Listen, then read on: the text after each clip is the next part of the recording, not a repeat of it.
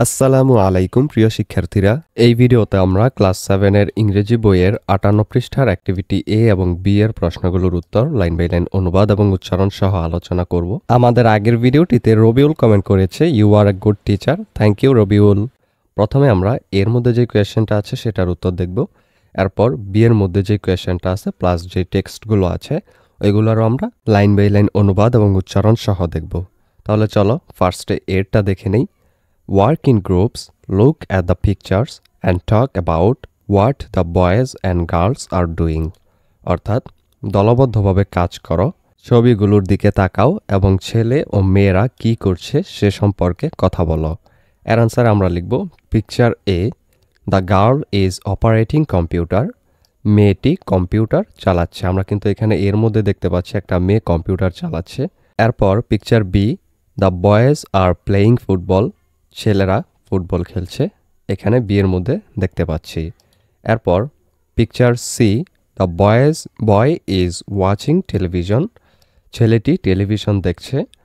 এরপর picture D হলো the girls are playing a game on the ground marked by a set of joint squares. মেয়েরা কয়েকটি সংযুক্ত বর্গক্ষেত্রে চিহ্নিত মাটিতে একটি খেলা খেলছে। এরপর বিয়ের মধ্যে দেখা বলছে, now read the paragraphs and match them with the pictures. এখন অনুচ্ছেদগুলো পড়ো এবং ছবিগুলোর সাথে মেলাও।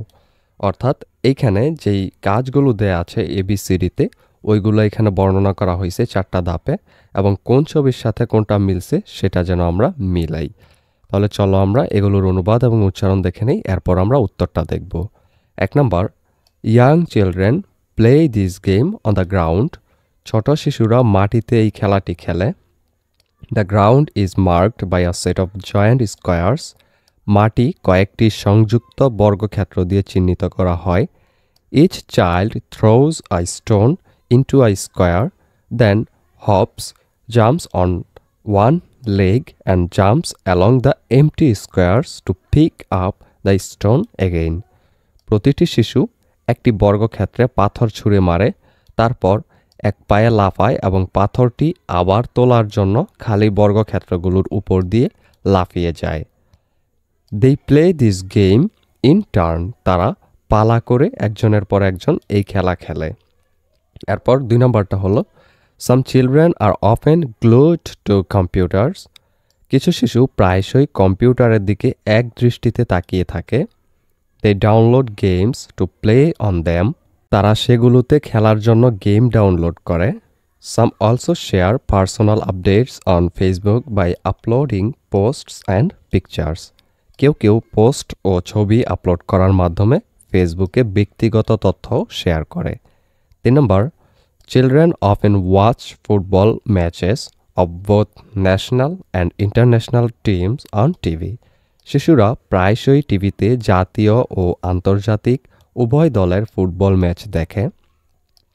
এরপর 4 নম্বর, children often play football in the school playground.